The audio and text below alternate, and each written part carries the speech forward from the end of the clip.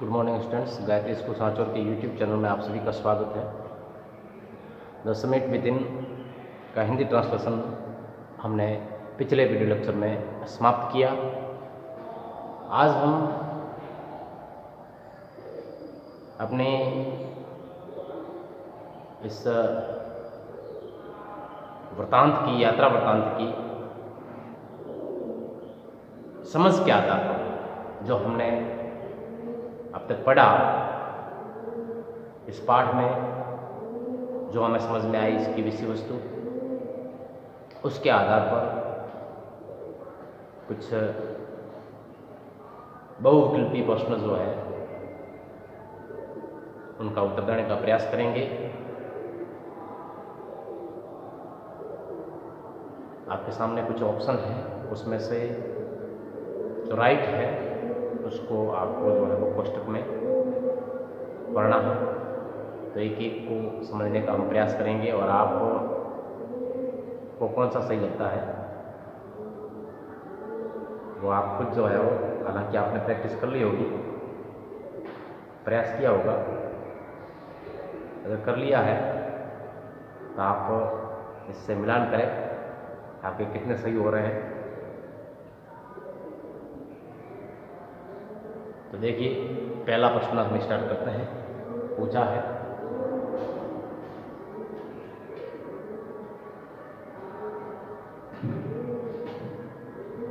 Comprehensive check है, आपकी समझ के आधार, पाठ की समझ के आधार पर इनके बताने का प्रयास करना है। Standing on Everest the writer was Everest पर खड़ा होकर के लेखक जो था वो था, उसके मन की स्थिति थी, कैसी स्थिति थी, वो खुश था, दुखी था या किस प्रकार से था। ऑप्शन दिए हैं, उसमें से आपको बताना है। ओवरजॉयड, अत्यधिक खुश, ओवरजॉयड, प्रफुल्लित, ठीक है। दूसरा, बहुत उदास, बहुत दुखी। तो कुछ तो अगर आपने से ढंग से इसको सुना है वीडियो लेक्चर को और समझा है तो ज़्यादा खुश तो वो था नहीं, ज़्यादा दुखी भी वो था नहीं। तीसरा, जुबिलेंट एंड सैड,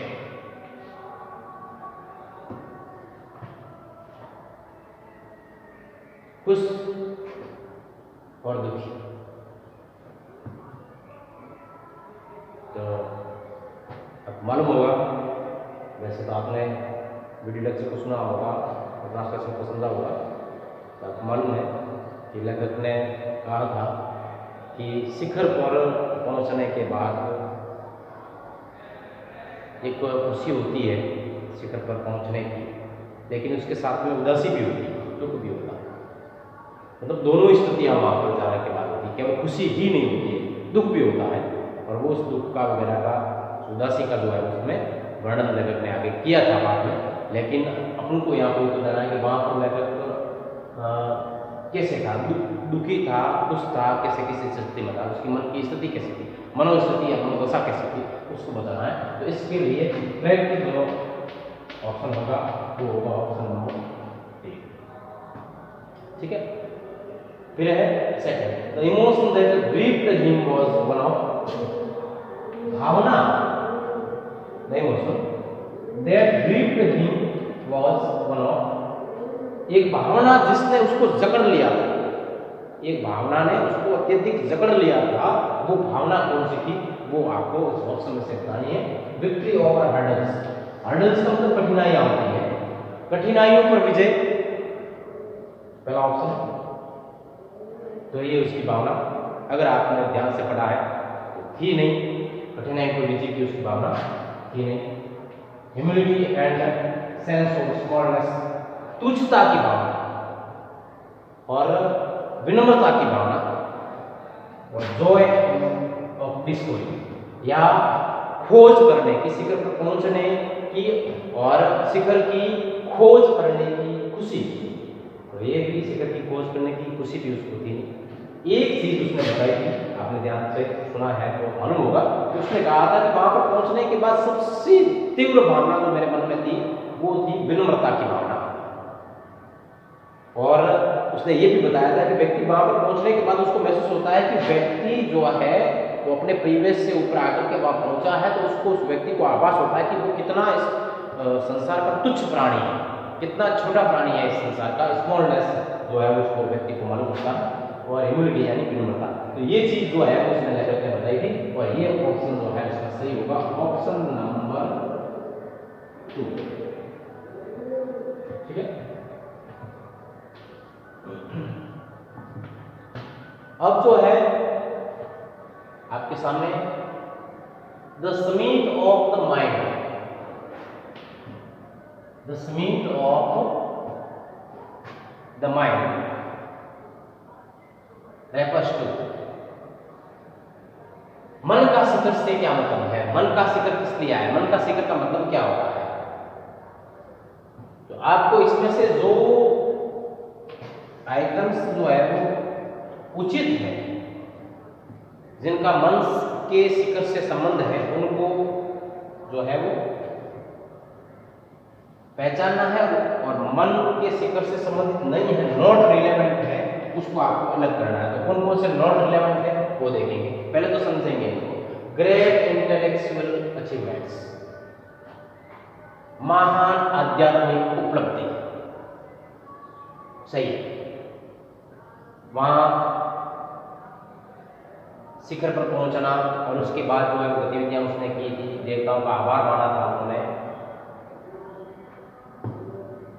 तो ये भी एक समीट ऑफ द माइंड जो है वो कह सकते हैं, उससे रिलेटेड जो है वो कह सकते हैं। दूसरा है the process of maturing mentally and spiritually, एक मानसिक रूप से और शारीरिक रूप से मैच्योर होने की प्रक्रिया। तो मैच्योर होने का तो इसको तो मतलब था ही नहीं। यहाँ पर चढ़ने के बाद, इसमें चढ़ाई करने के बाद या मन के शिखर पर पहुंचने के लिए व्यक्ति का जो है मैच्योर होना, मानसिक रूप से परिपक्व होना या आध्यात्मिक रूप से परिपक्व होना जरूरी होता है मानसिक शिखर पर पहुंचने के लिए, मतलब नहीं है, ये जो है वो रिलेवेंट नहीं है। फिर है overcoming personal ambition for common welfare, जन कल्याण के लिए अपनी महत्वाकांक्षाओं को जो है वो पर विजय पाना, अपनी खुद की महत्वाकांक्षा जो है उन पर जन कल्याण के लिए विजय पाना कोई मतलब नहीं है। जन कल्याण के लिए अपनी महत्वाकांक्षा पर विजय पाने का कोई मतलब इसमें दिमाग या मन के शिखर से कोई मतलब इसमें भी नहीं है, ये रिलेवेंट नहीं है। तीसरा भी living in the world of thought and images, मन के शिखर का मतलब ये भी नहीं है कि एक विचारशील और एक कल्पनाशील दुनिया में जिया जाए या एक ऐसी दुनिया में जीवन यापन करें जो विचारशील हो और कल्पनाओं से भरी हो, तो इसका भी मतलब इसमें नहीं है। ये शिखर जो है वो मन का शिखर से संबंधित नहीं है। द ट्रम्प ऑफ माइंड और worldly pleasures for a noble cause, एक अच्छे कारण के लिए दिमाग पर विजय प्राप्त करना, अपने मन पर विजय प्राप्त करना, अपने मन में जो सांसारिक खुशियों के लिए जो अपना मन है,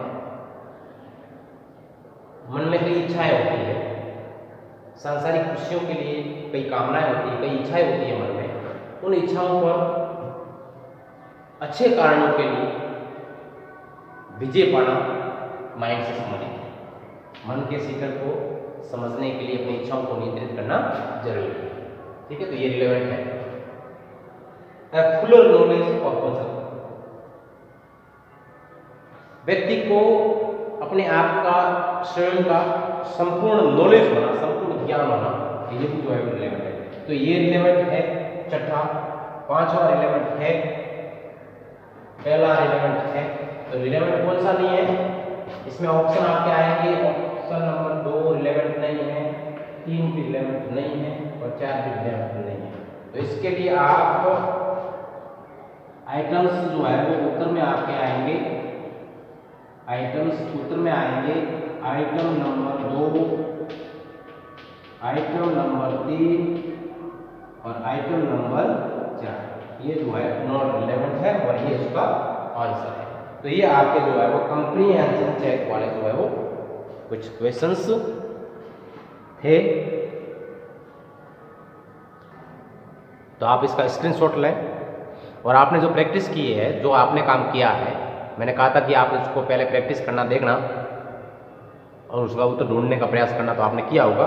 तो आप जो है वो स्क्रीनशॉट लेकर के अपने उत्तर का इनसे मिलान करें कितने सही होते हैं। और एक बात मैं हमेशा से कहता आया हूँ आपको, स्ट्रेट बता रहा हूँ, प्रत्येक पार्ट के पीछे चाहे वो ऑप्शन वाले प्रश्न हो या बिना ऑप्शन वाले सीधे आंसर लिखने के लिए प्रश्न हो, कंप्रीहेंशन चेक वाले क्वेश्चंस जो है वो जरूर पूछे जाते हैं। और कंप्रीहेंशन का मतलब होता है समझ। समझ कैसी? जो आपने उस पाठ जो अभी हाल ही में पढ़ा है उसके बारे में आपकी समझ कैसी है, आपको कितना समझ में आया है, कितनी बात, कौन सा पॉइंट जो है वो आप किस चीज़ को जो है वो समझे हो, उस पाठ की विषय वस्तु जो है वो कितनी आपके समझ में आई है, इसको जांचने के लिए कुछ क्वेश्चंस जो है प्रत्येक पाठ के पीछे दिए हुए होते हैं। शुरुआत से मैं आपको कह रहा हूँ। तो इसके लिए आपको स्पेलिंग्स ज़्यादा से ज़्यादा तैयार करना है और जो वीडियो लेक्चर जहाँ ट्रांसलेशन होता है उसको समझने का प्रयास करना है। और केवल समझ सर ने बढ़ाया, ट्रांसलेशन किया, आपने सुन लिया, इसी को इतिश्री न समझे और आप खुद जो है वो उसका ट्रांसलेशन करने का प्रयास करें। जब आप बार बार ट्रांसलेशन करोगे, उसको वापिस वीडियो लेक्चर में उसका अर्थ ढूंढने का, उसको समझने का प्रयास करोगे, तो इससे आपके सेंटेंस जो है वो क्लियर होते जाएंगे, आपका वो पाठ जो है वो क्लियर होता जाएगा। इससे आपकी समझ जो है वो बढ़ेगी और ऑटोमेटिकली जो है वो आप इसके पीछे के जो कंप्रीहेंशन चेक या वर्किंग विथ द टेक्स्ट के जो क्वेश्चंस जो है, जो एक्सरसाइजेस जो है, उनको करने के काबिल जो है वो आराम से हो पाओगे। तो आप इस बात को सीरियसली लेकर के जो है वो करें। केवल लिख करके छोड़ दिया, वीडियो लेक्चर का इंतज़ार किया, प्रश्न करवाने का इंतज़ार किया, जब सर ने करवा दिए तो स्क्रीनशॉट लेकर के आपने अपनी कॉपी में कर लिया, तो ये पर्याप्त नहीं है। अगर आपको कुछ सीखना है, समझना है, आगे बढ़ना है, अच्छे अंक प्राप्त करने हैं, तो आपको प्रैक्टिस करना पड़ेगा। प्रैक्टिस करोगे तभी जो है वो आप जाकर के पूर्ण बनोगे, चीज़ को समझ पाओगे। तो प्रैक्टिस ज़्यादा से ज़्यादा करें, चाहे वो ट्रांसलेशन वाला हो, चाहे वो प्रश्नों का उत्तर देने का हो, कोई भी मामला हो, आप प्रैक्टिस जरूर करें और बढ़िया तरीके से काम करें। प्रश्न पूरा होने के बाद जगह छोड़ें, राइटिंग का विशेष ध्यान रखें। तरीका मैंने बताया था किस प्रकार से आपको लिखना है, उसी हिसाब से बढ़िया तरीके से सुंदर राइटिंग में लिखने का प्रयास करें। दिनों दिन आपके राइटिंग में जो है वो निखार है, ऐसी मैं आशा रखता हूँ। तो आप बढ़िया तरीके से समझ करके चीज़ करें, जो करवाई जाए, जो कंप्लीट हो जाए, वो चीज़ जो है वो आपके तैयार हो, आप उसको अच्छी तरह से सीख जाओ, ऐसा मैं आशा रखता हूँ। ऐसी आशा मेरी है। और नियमित रूप से काम करें, काम इकट्ठा न होने दें, जिससे कि आपको जो है वो परेशानी आए आगे। नियमित रूप से डेली काम करें।